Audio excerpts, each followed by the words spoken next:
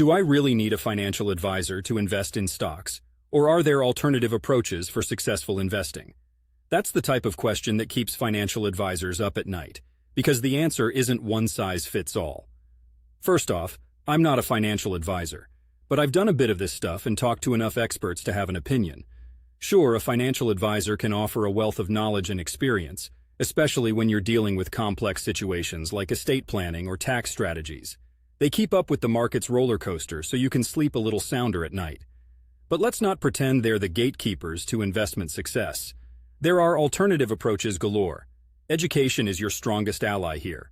Between books, online courses, and a sea of articles, you can get schooling on the basics like diversification and risk management. And with platforms like Robinhood and E*Trade, you've got the tools at your fingertips to play the stock market game on your own terms. The DIY route isn't for everyone, though.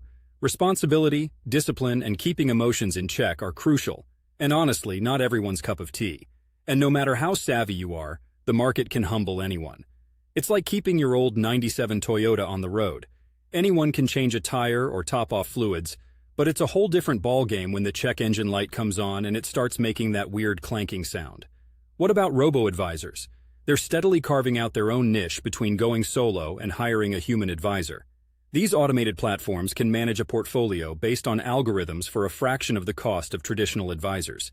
I'm nestled here in Portland, Oregon, where folks love their DIY ethic almost as much as their craft brews, so going it alone appeals to many.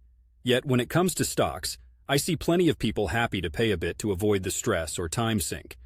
Here's the skinny. Financial advisors can be great, but they're not the only show in town.